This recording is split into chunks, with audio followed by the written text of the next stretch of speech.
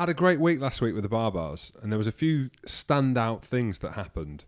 So with Rugby Pass, we are filming a documentary, a behind-the-scenes thing on the Barbarians. Yes. We've done a few before. Should that be good? Yeah, it was class, right? So you think 4-time Barbarian, 2-time tourist Jim Hamilton, rock How the fuck did you play for the Barbars? You see the skills that those boys have got. They don't need them all, mate. I wasn't there for the on-field antics. Exactly. So I walk into the group, and it's kind of been it's a joint venture, if you like. The Barbars want us to showcase what they're about in the modern era. The Barbarians have now launched a women's team as well, so they're moving forward with the times. All off the back of us getting 70 points put on us against the British and Irish Lions in Hong Kong. It all changed after that, and that was my last appearance for the Barbarians. So it's probably my fault. Should have been a line, though. Should have been a line. I'm going to get onto this point. You've been the catalyst for change, if anything. I have. So something positive has come out of my life. So I'm there last week, comfortable in my surroundings, know some of the guys that are still there, know the doc still, know the kit man, guys on the committee. Was very fond of the late Mickey Steele-Bodger as well. So I'm quite comfortable in that environment. And one of the good things for me, it was awesome to be back in the team environment. Absolutely loved it. So as we know, Warren Gatland is coaching the Barbars, and it's his first game going back against Wales that he coached for a long time. Absolute legend of the game. So I'm going around shaking people's hands and stuff like that. And just when you get that feeling that someone doesn't really like you.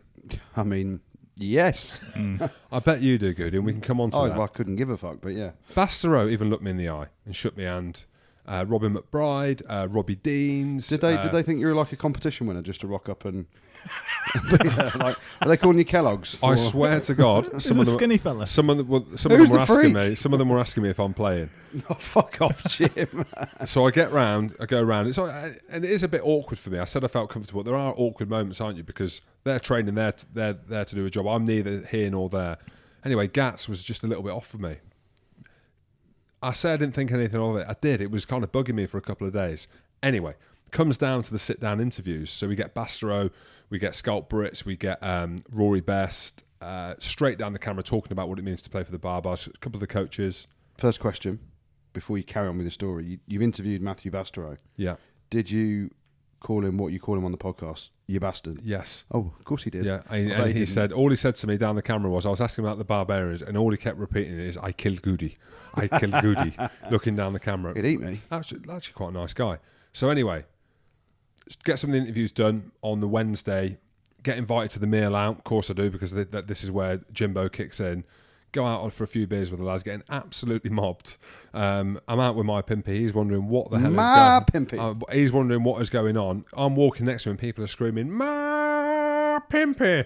And I'm with him, and I'm trying to tell people that is Ma pimpy, World Cup winner, and they still want selfies with me. I have no idea why. So I'm embarrassed.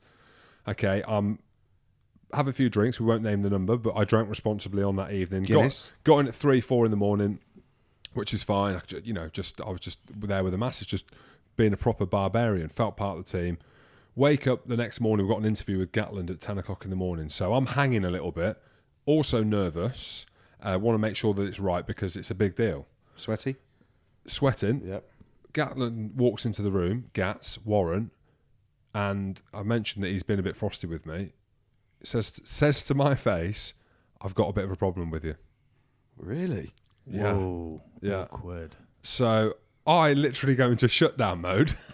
Were you panicked? Were you like, Warren, what's the problem? Denied straight away. It wasn't me. So he called me out on an article that was written 2 years ago, which he said was Tommy Seymour and a shirt presentation for the Lions. What about it? Exactly. I didn't know what he was talking about. I remember you said something on the pod about this. Well, here we go. So you might remember it. I didn't. So my first thing was deny because I couldn't remember it. I was hanging. I was nervous, and I'd gone into shutdown mode. Is it like getting quizzed by your missus about what happened the night before? Who was it? It wasn't me. What's this message? What are you on about? Lob the phone out the car. So I'm there. So eat the SIM card. What has just happened? So it was one of them where I've gone into shutdown mode. I've just denied. I'm like, no, Warren, what did you say? That was a thing. I didn't anyway. So there was a big kerfuffle. I'm sweating like an absolute wildebeest. Do wildebeest sweat or not? Yeah, I don't know. Do they? They do. No, I don't know. Yeah, well, this one did. So I'm there, nervous as anything, and I just denied it. because I genuinely couldn't think. So I'm trying to do this interview, stuttering, stammering, like I had no idea what was going on, profusely sweating, and I tried to break a joke. And I said, Gats, we would never have been in this situation like we are now, in this awkward tension that we have, if you would have put me in 2013 on the Lions tour. And what did he say? He just laughed. So, again, I've been scrolling through the archives, and there's something in the public domain, and it was to do with Finn Russell, and something that I said about him not being allowed in the presentation, or him not wanting to go for the Lions presentation. You said it on the pod. I don't remember saying it. I probably, look, listen, and this is the thing. You went to the hotel to meet them? Yeah, I went into the hotel to meet them. I've got a good memory, James. Okay, so I remember this. Good, yes. But the old saying goes, you piss in your bed, you got to lie in it. So it's well, I don't know. Well, you don't have to. You can get just out. go to one of the 4 spare rooms. Well, that's what I did at the beginning. So basically, I pissed in the bed and then I denied it. So I got out of it, but then I had to get back in it, because if that is the case, I suppose this is part of my journey, my life, that at the minute I hate.